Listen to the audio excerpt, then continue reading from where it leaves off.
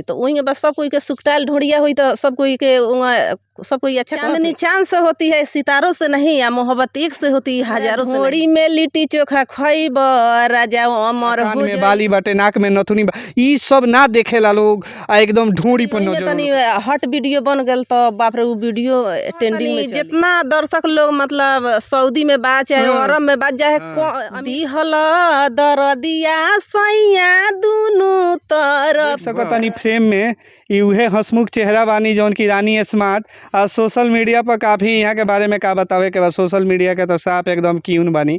तो आई इहे से हम बात करें। सबसे पहले राहुल स्वागत बाटे अपन बिहार न्यूज चैनल में। जितना दर्शक देखा तनी लोग चैनल से सपोर्ट करी लोगन आगा बढ़ाई लोगन।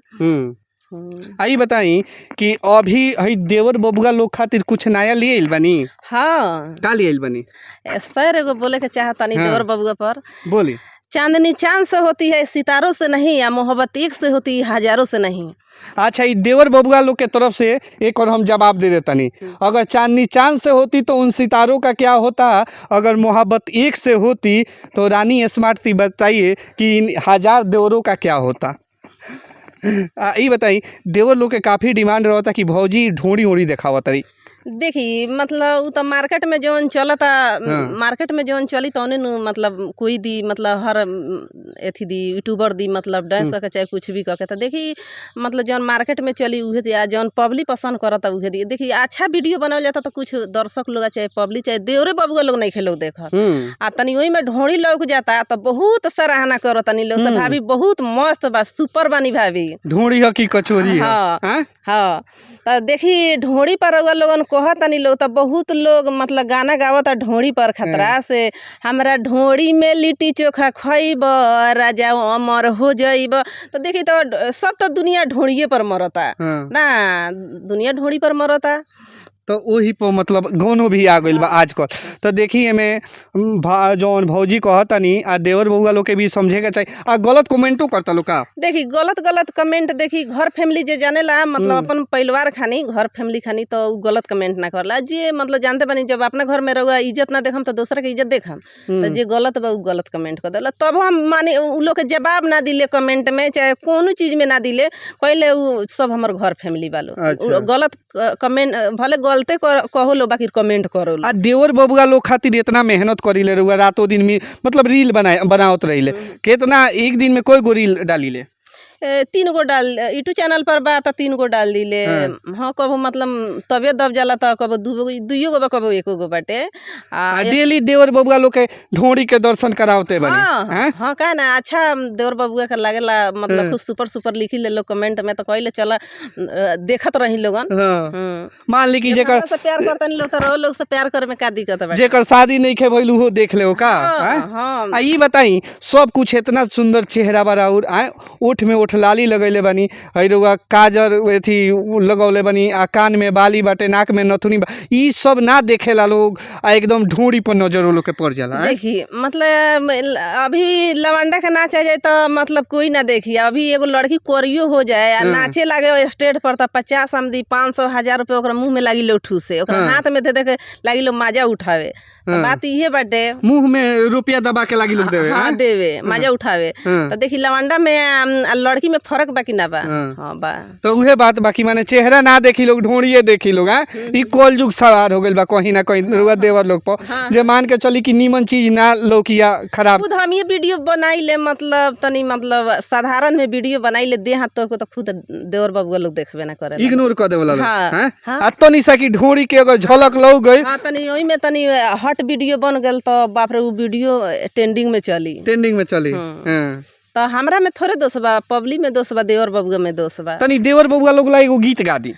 चलेला जिला में प्रशासन जानू नमवा धो देब तो छुई ना प्रशासन जानू। देवर बबुआ लोग के मतलब देवर बबुआ लोग फेवरेट गाना बाटे। आ देखी हम प्रशासन से हम डराई लेना थाना पुलिस से हम देखी ले हम कहले देखी हम गलती कैले नहीं तो डर कथी के हम कौन लड़ सकतानी है। हाँ, आ देवरो बबुआ लोग ला लड़े। हाँ वो लोग ला लड़ाई लड़म हम। हाँ कुछ भी कर सकता मान ली कि रउआ खाली पश्चिमी चंपारण के देवर बबुआ लोग ला लड़म कि पूरा बिहार के देवर। सब बिहार के कहतनी जितना दर्शक लोग मतलब सऊदी में बा चाहे अरब में बा चाहे अमेरिका में बा, सब कोई खतरा कहतनी, सब कोई खतरा लड़ाई लड़म हम। आ देवर लोग के डिमांड रहेला मतलब खाली ढोंढिए चोली देखे के कि औरियो कुछ हो। देखी मतलब गलत लोग के सोच बाटे, मतलब अपना से गलती ना सोचे के चाहिए। सोच लोग के गलत बाटे, देवर बबुआ लोग के सोच गलत नहीं खे, मतलब लोग सोचे वाली के गलत बाटे सोच। आई बताई कि थोड़ा एगो देवर बबुआ लोग खातिर गाना गा के डांस कर दी। अच्छा तो गा देता नहीं, अच्छा नाच देता नहीं हम। अब क्या करिए, मजबूरी में तो नाचे के पड़ी देवर बबुआ लगला। दिहल दरदिया सैया दुनु तरफ रगड़ी ले ले के बरफ। हम अब क्या करी मैंने थोड़ा शर्म लगा था का। अब क्या कर ली तो अब देवर बबुआ लोग के दिखावे के बाद थोड़ा लाज शर्म के तो इग्नोर करके चले के पड़ी। हाँ तो क्या कर ली, मतलब वही में सब चीज़ के मजबूरी होखेला, हर चीज़ के लेके गांव जवार मतलब पहुनाई से लेके रिश्ता उस्ता सब न देख के चले के पड़ेला ना।